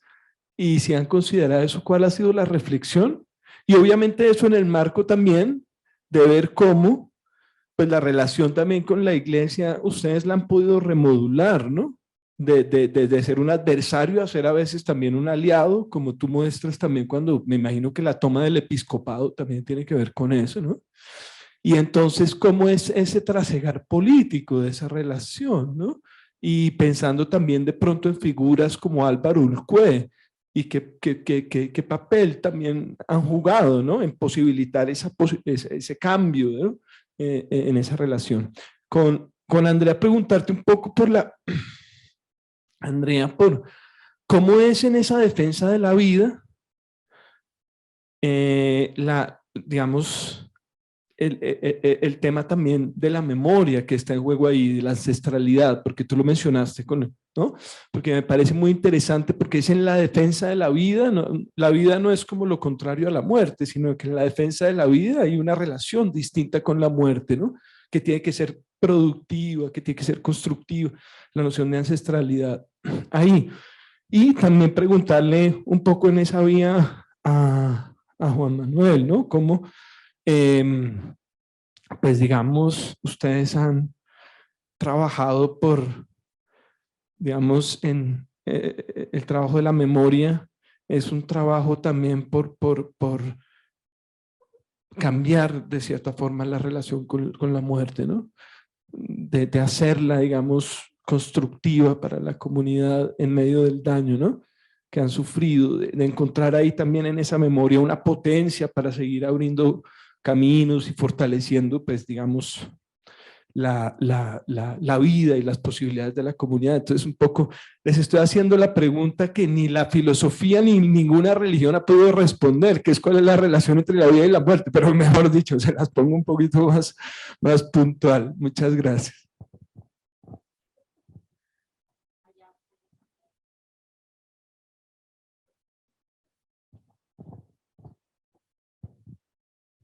Gracias. A ver, me siento por aquí. No, pues también me sumo a la felicitación de Sandra. Creo que es muy emocionante, pues como parte de la logística del evento, tener tantos tipos de sabidurías juntas, ¿no? Eso ha sido muy, muy bonito. Tengo una pregunta para los tres sobre cómo la espiritualidad de cada uno de ustedes les ha ayudado a identificar los conflictos internos también en sus procesos. Hablábamos con el trabajo de Noah Salomon sobre cómo es fácil de alguna manera estar en el lugar de resistencia porque la oposición te marca como una unidad y que cuando se llega al poder emergen, digamos, conflictos que antes no habían. Lo pregunto es porque cuando veo cada uno de esos procesos, veo que todos se unen para conseguir pues metas más grandes, pero cuando se logran esas metas o cuando se logran, digamos, esos logros, ¿qué sucede? Por ejemplo, pienso con Juan Manuel, que él es muy joven. ¿Qué problemas intergeneracionales hay? ¿Cuáles son los problemas de los liderazgos jóvenes con los liderazgos, digamos, grandes? Pienso también, por ejemplo, en lo que nos dice Edgar, cuáles son los conflictos que pueden salir, por ejemplo, entre los pijaos o los misak, o como ese tipo de cosas que a veces en la lucha se ocultan, o cuando mencionas, por ejemplo, que cuando se escogió estos delegados, tanto para la Constitución del 91 y para otros espacios, pues mencionas dos nombres, que también son dos nombres de hombres. ¿Qué resistencia han tenido a las mujeres de tus luchas ahí en eso? Y pues lo mismo con Andrea, me llama mucho la atención este tema de que hay conflictos entre los que trabajan en la minera y los que están en contra de la minera y que a la vez pues son de igual, del mismo tejido social, y que uno también puede decir desde, no sé, como por qué se están yendo allá si están vendiendo la tierra, y por otro lado ellos responder pues porque necesito vivir, porque necesito este salario, necesito sostener a mis hijos.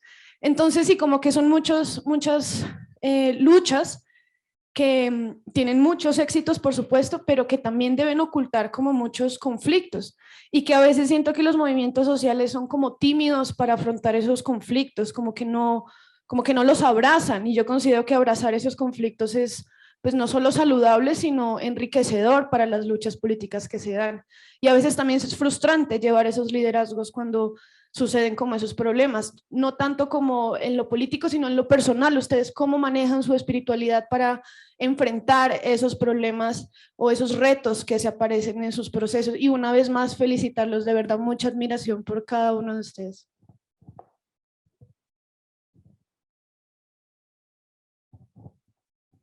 Vale, no sé, si no hay más preguntas, les voy a entonces a dar la palabra. En el orden. Bueno, primero que todo, gracias a ustedes por habernos escuchado y por cada una de sus preguntas. Gracias a ustedes también por invitarnos.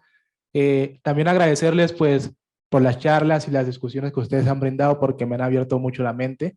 Y bueno, primero, para responder la pregunta de cómo abordar el trauma, la voy a relacionar con la que hace el profe Carlos, porque creo que ahí está la clave.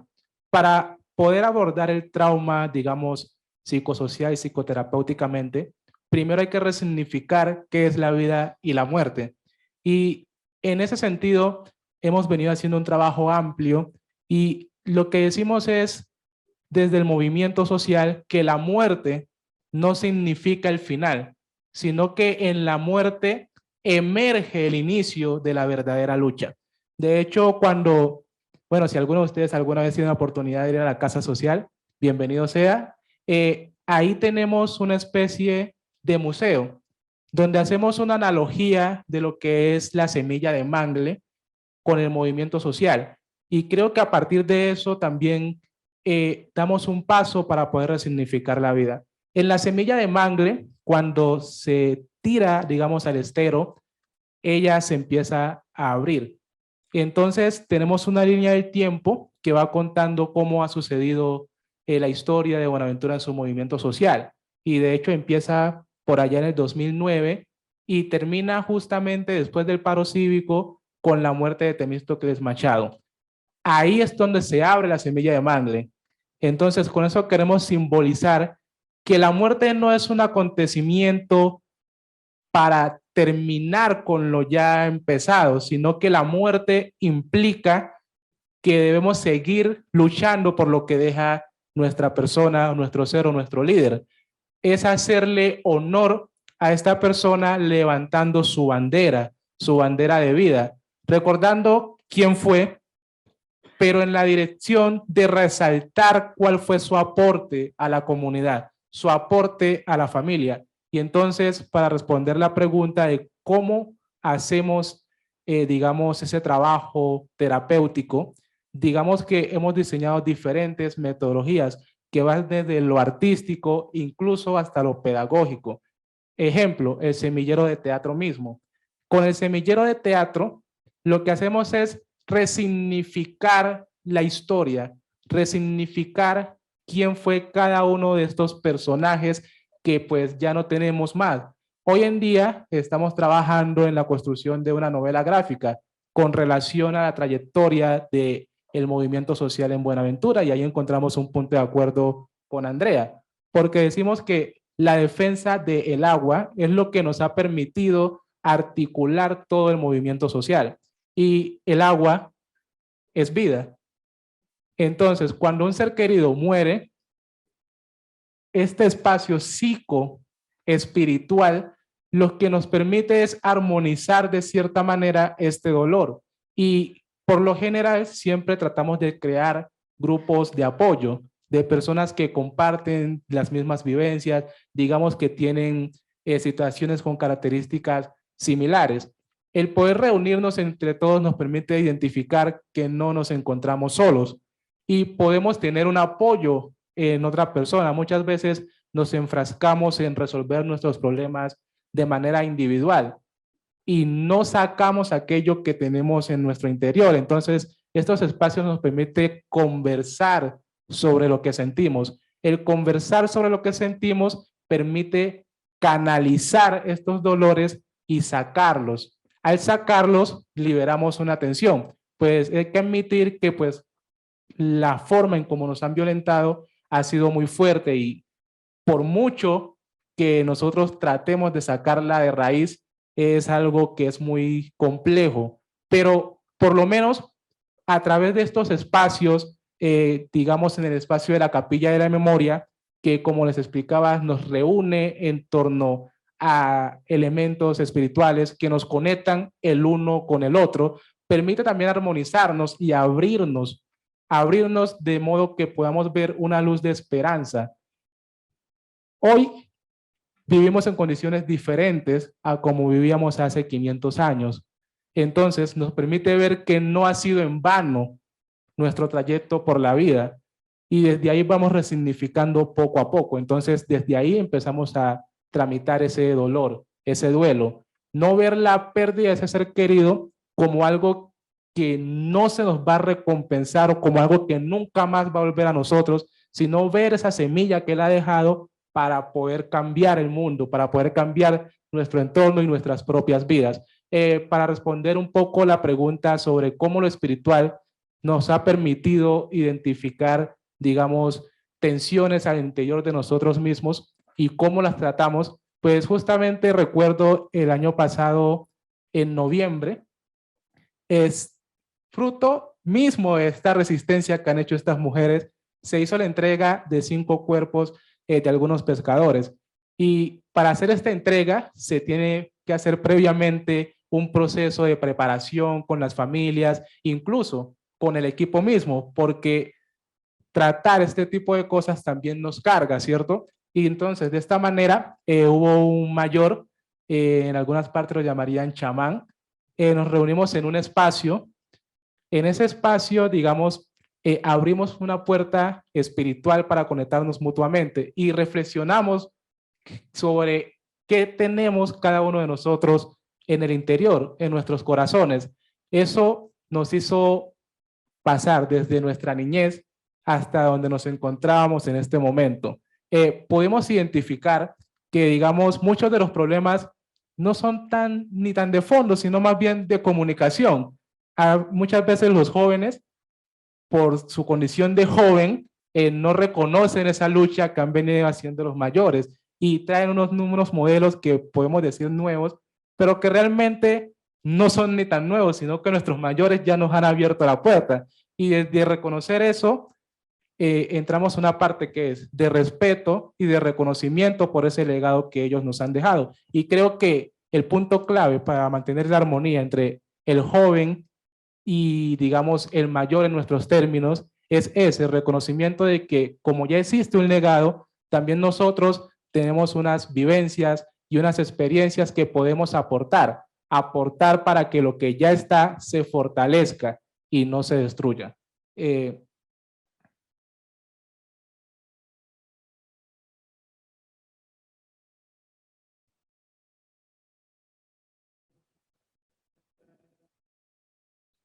Por el momento creo que ahí más o menos alcanzo a recoger todas las preguntas que habían y bueno, nuevamente muchas gracias.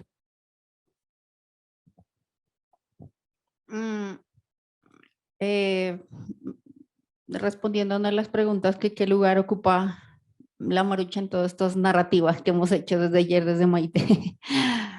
Pues la marucha es un lugar, primero que todo, un lugar hermoso, que es una laguna en una parte alta, en la montaña, y es como es como donde se unen varios municipios, digamos así, creo, son 4, y es la que nos vierte el agua, o sea, de allá nace el agua para estos municipios, entonces de ahí es la importancia de la marucha, porque ella es la que nos da vida, nos da agua.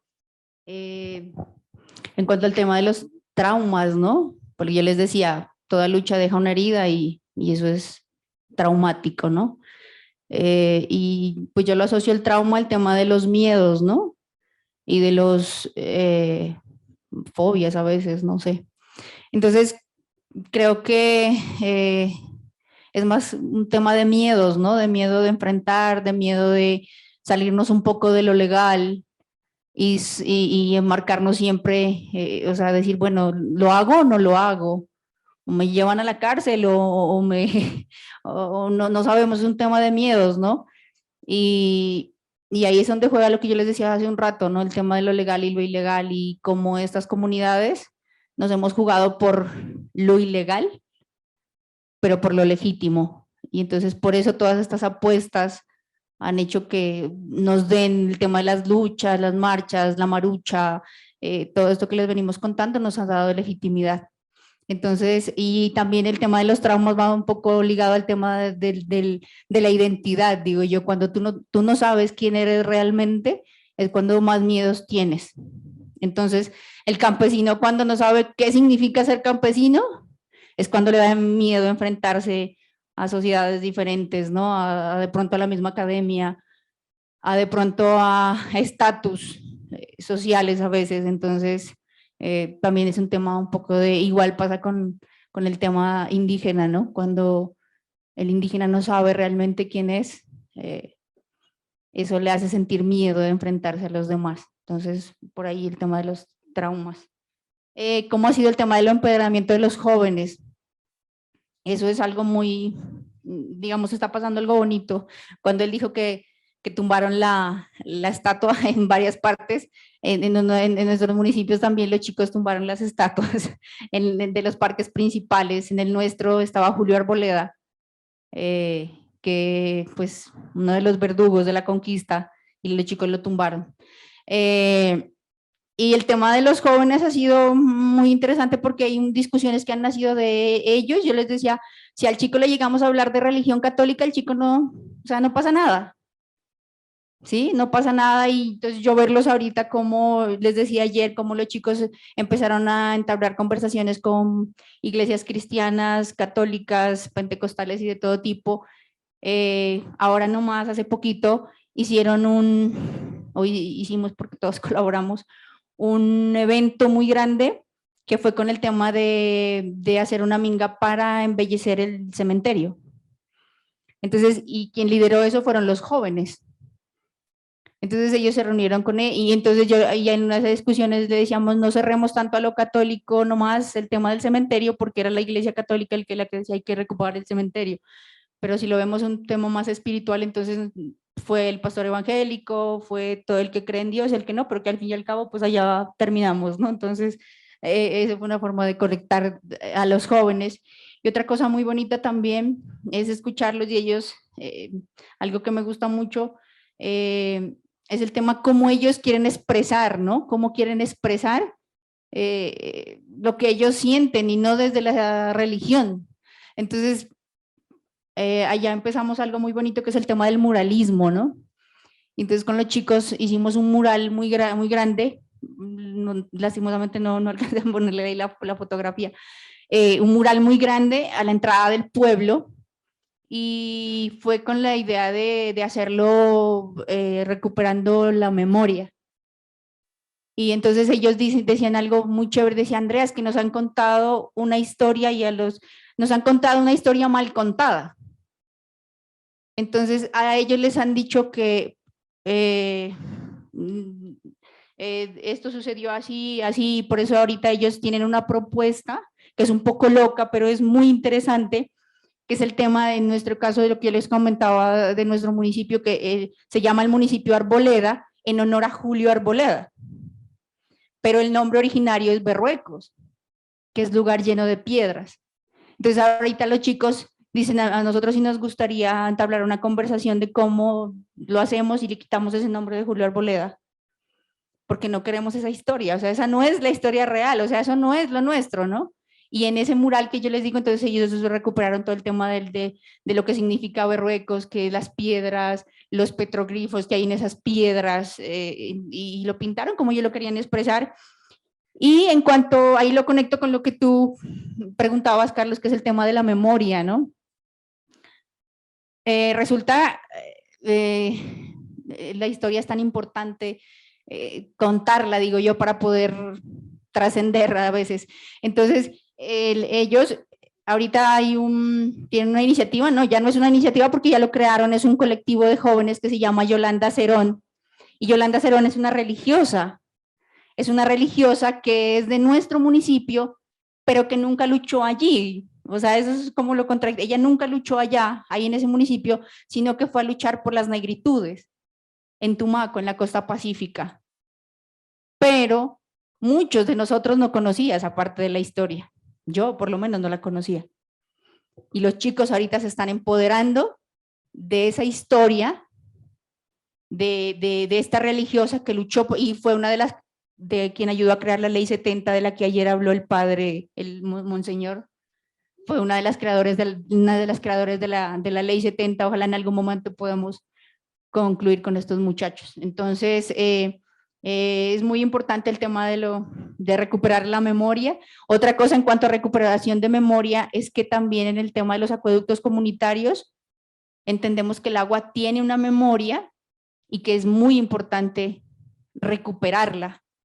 Y desde los acueductos comunitarios empezamos un trabajo que es el tema de recuperar, y por eso miraban una de las fotografías que también ahí entra el tema de la religión a jugar, y de estas figuras religiosas, un padre, y él es un padre italiano, que es el padre Felipe, y una religiosa suiza que hizo incidencia allá, que es la hermana Margarita, ya se murió, pero ellos fueron los precursores de estos acueductos comunitarios, y muchos de las nuevas generaciones no conocen esa historia, que fue la iglesia. Ellos son anglicanos, que son los creadores de la ermita, de la que hablaba también ayer Maite.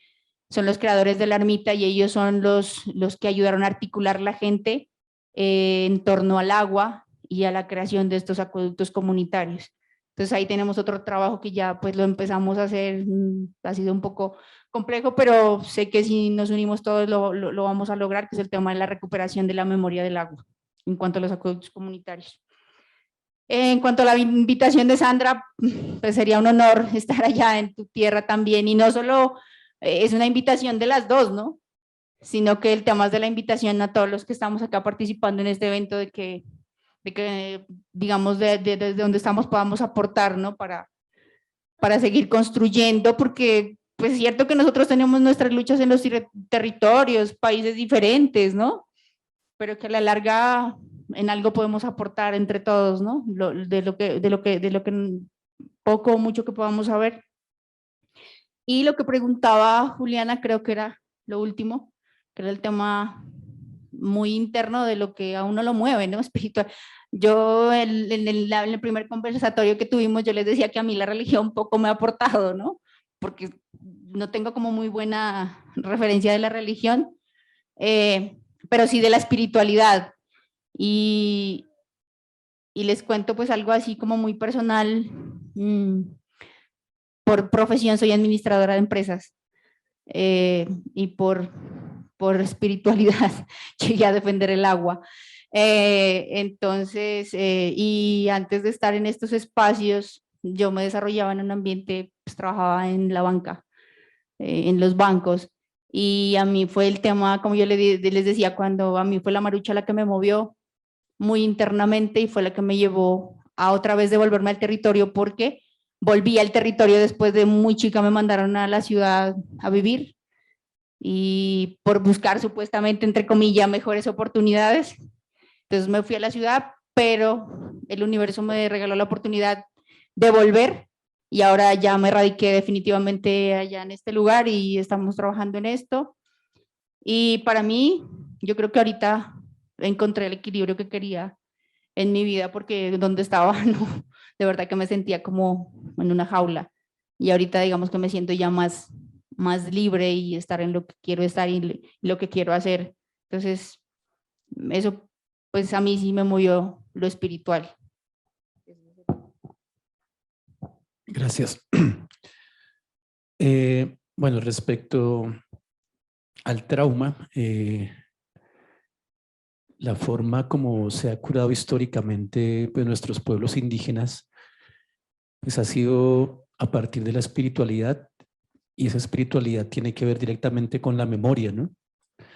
Esas prácticas rituales relacionadas con toda la vida cotidiana, porque o sea, los rituales en nuestros pueblos, digamos, son permanentes, o sea, no decimos, no, mañana voy a hacer un ritual, mañana no, sino hay rituales permanentes, ya sea de trabajo colectivo, ya sea familiar, ya sea educativo, ya sea de cuidar un río, ya sea de sembrar, ya sea incluso de cuándo tener un hijo, pero todo, digamos, todo es ritualizado, y esa ritualización pues también tiene que ver con el clima, con los contextos, con el río. Digamos, es algo también muy atravesado por nuestro territorio, ¿no? Y algo que pasa en lo cotidiano, en todas las asambleas del movimiento indígena o una comunidad, incluso una vereda, cada vez que se va a decir sobre algo, prácticamente casi que se habla toda la historia de la colonización. Y muchas veces los que nos acompañan, digamos, los no propios nos dicen, pero ustedes, ¿por qué hacen eso? Ustedes la pasan repitiendo todos los días lo mismo. Y algunos dicen, ustedes no se cansan, o sea, ¿cómo es que son capaces de aguantar eso? Y a veces son horas, semanas, días hablando de lo mismo. Pero precisamente eso es lo que nos ha salvaguardado, digamos, desde que llegaron acá los españoles, la oralidad y ese compartir cotidiano de nuestra historia y de nuestra memoria. Y a partir de eso nos hemos curado, y a partir de eso no hemos querido repetir esos crímenes también que cometieron contra nosotros. Porque a pesar de esos grandes crímenes, ustedes se han dado cuenta que en Colombia y en el mundo, que nuestra propuesta es siempre de pervivencia, siempre es de la paz, pero nunca hay una propuesta, por ejemplo, de venganza histórica, digamos, en ninguno de los pueblos originarios pues, de toda la América. Antes es de construcción de paz, de cuidar la madre tierra, pero eso tiene que ver precisamente con el tema pues, de la memoria permanente, de curarnos de manera permanente. Eso, digamos, respecto a los traumas, eso tiene que ver con el tema espiritual, que son muy diversos, ¿no? Por ejemplo, nuestro pueblo tiene que ver con las 4 plantas sagradas, que son la ruda, la mata de alegría, el maíz y la orejuela. Algunos tienen que ver con el yagé, algunos tienen que ver con el tabaco, pero son diversas formas las de curarse. Por otro lado, digamos ya respecto al tema de derribar monumentos, que si hemos contemplado intervenir en símbolos como la iglesia, eso digamos no se ha contemplado en nuestro movimiento, porque los símbolos que se han tumbado son símbolos que están en espacios públicos, no son espacios privados. Donde están en espacios públicos impuestos a la realidad, a una realidad muy diversa.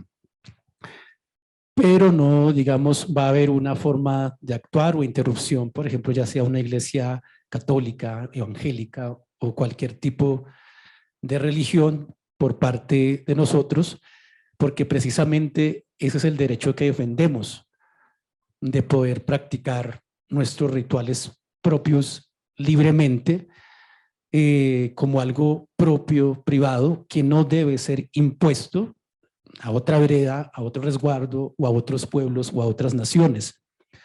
Pero eso no puede ser impuesto, o sea, no puede ser una doctrina, no puede ser una verdad.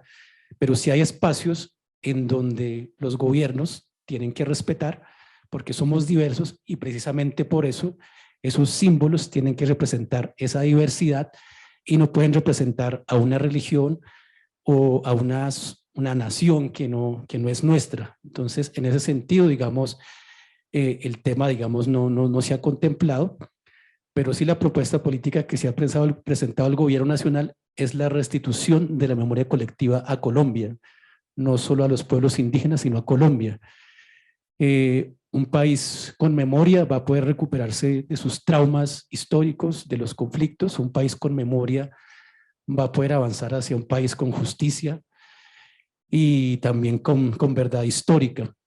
Entonces, eso es, digamos, lo que pues, nosotros pues, venimos trabajando respecto también a este proceso también de recuperarnos, ¿no?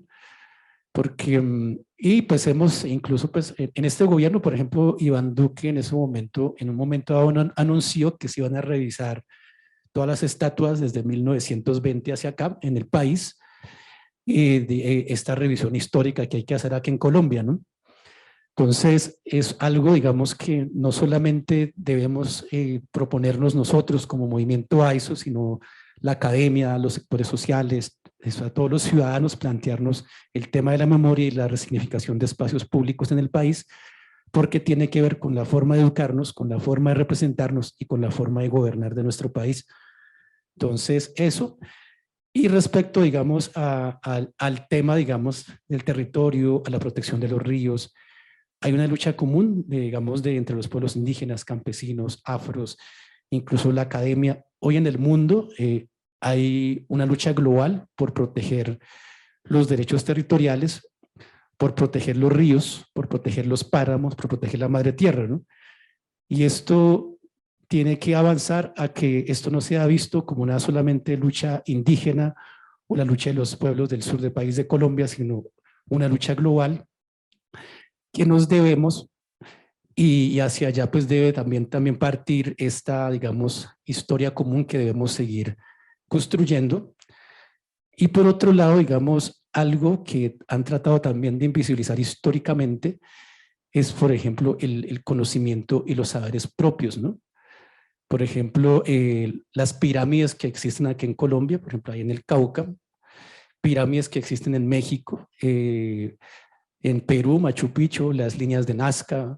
O sea, hay un nivel de ingeniería, de arquitectura, pues muy avanzado, digamos, en nuestros territorios, pero se ha desconocido históricamente, e incluso a veces plantean como que eso debieron construirlo los extraterrestres y no los indígenas.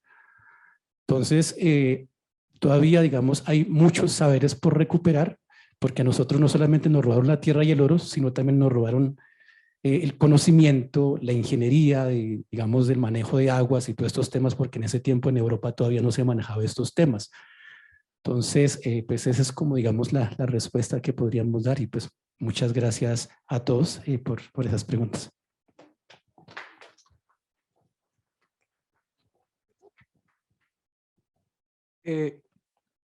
Me olvidé responder justamente esa pregunta de cómo logramos la articulación de los jóvenes en los procesos, cómo motivarlos. Y eso va de la mano con el proceso de creación de memoria en el territorio. Y cuando estaba haciendo la ponencia, les mencioné sobre un escrito que hizo un colega nuestro, Joneri. Y yo creo que ahí se encuentra gran parte para dar respuesta. La investigación que hizo Joneri se titula Tierra de Memoria. La memoria colectiva como proceso de transformación social para la construcción de paz en Buenaventura. Ese es el nombre de la investigación que realizó. Y como les decía, en esa investigación, él postula las diferentes formas en cómo la comunidad se ha reunido para construir en memoria. Esta memoria como un elemento que aporte a la verdad como un elemento que es indispensable a la hora de sanar.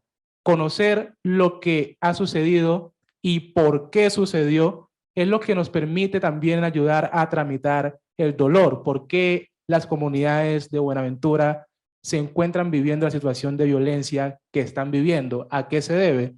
Y es algo que es de orden estructural, ¿no? Que se debe tanto a una visión de un supuesto desarrollo, pero un desarrollo sin las comunidades que viven en el territorio. Y desde allí que se explica que cada vez que hay un megaproyecto, aparece el fenómeno de la violencia.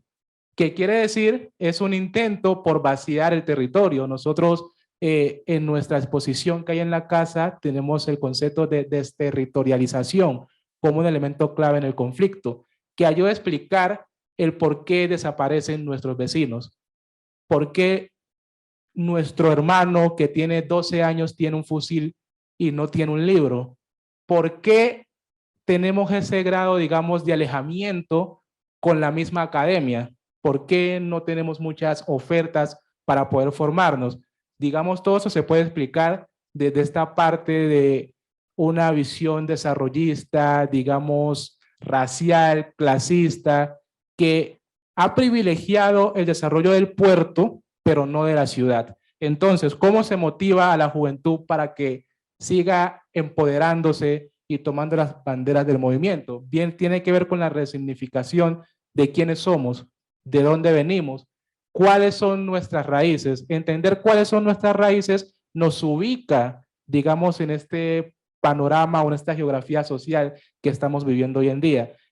Ver que personas como Temístocle Machado lograron hacer tanto por el territorio. De hecho, hubo un momento que se logró la primera consulta popular, que fue cuando se iba a hacer una vía para que pasaran las tratomulas sobre el territorio de Isla de la Paz. Ellos se organizaron como comunidad y se plantaron para que eso no sucediera, y de ahí viene la primera consulta en el territorio. Entonces, reconocer que desde nosotros han existido estas figuras tan poderosas es algo que motiva a los mismos jóvenes, y también lo explicaba Andrea o lo mencionaba, las estrategias bajo las cuales se llega a ellos. Entonces, en el 2000, más o menos 2010, que estaba el auge de sacar a las comunidades de su territorio para implantar megaproyectos, sobre todo en la parte céntrica, en un barrio que se llama San José. En San José se pretendía, digamos, hacer una ampliación de lo que hoy conocemos como el Malecón, que de hecho se logró sacar a algunas familias y se llevaron a San Antonio.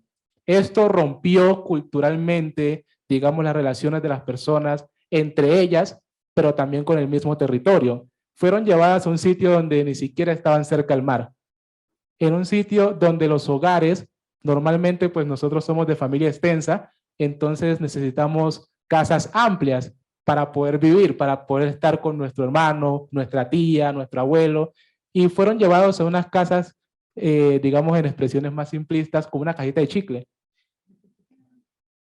donde básicamente no se puede vivir y están muy, bueno, aunque están cerca, están alejados de lo que es la vida social, porque para llegar allá el transporte, digamos, pasa hasta cierta hora. Después de esa hora ya es difícil llegar allá. Y como les digo, aunque está cerca, es como si estuviera muy alejado del resto de la sociedad. Bueno, entonces, vuelvo a las diferentes formas de enganchar a la juventud. Primero, resignificar el papel que ha tenido la misma comunidad afro y nativa del territorio en la esfera social, cómo han influido y han aportado a que hoy podamos vivir como vivimos y haciendo esa resistencia. Y eso nos ayuda la creación de memoria.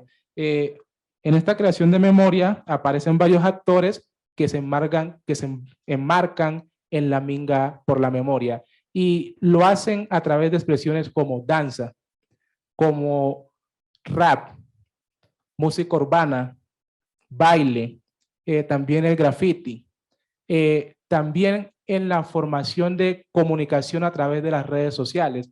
Entonces, por ejemplo, enseñarle a un joven cómo manejar una cámara, pero contar a través de lo que toma la cámara con el clic, cómo podemos a través de una imagen mostrar un mensaje político de qué es lo que estamos viviendo, pero qué es lo que no queremos vivir y cómo queremos vivir.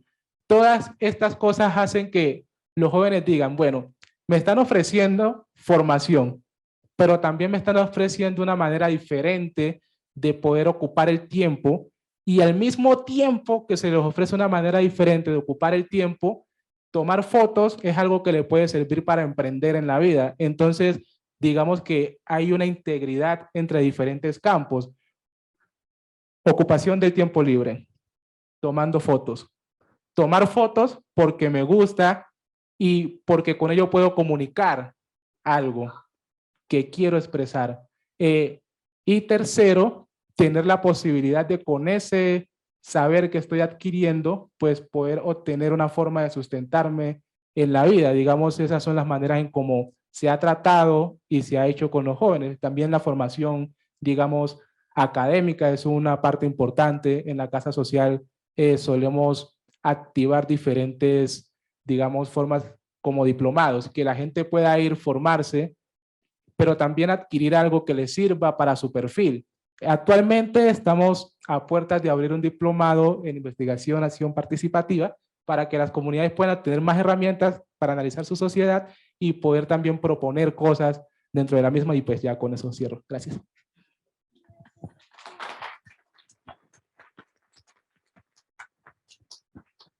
Muchísimas gracias a Juan Manuel, a a Edgar, a Emiliano. Nos pasamos un poquito, es por eso que me perdonas por cortar, pero como tenemos el último evento de cierre, entonces necesitábamos como dejar los tiempos así. Muchísimas gracias a todos, a ustedes por compartir con nosotros estas experiencias, por responder muchas de las inquietudes, digamos, que surgieron de estas exposiciones. A ustedes muchísimas gracias también por considerar, digamos, un espacio de este tipo donde lo académico y las organizaciones sociales tienen conversaciones que creo que nos nutren de lado y lado.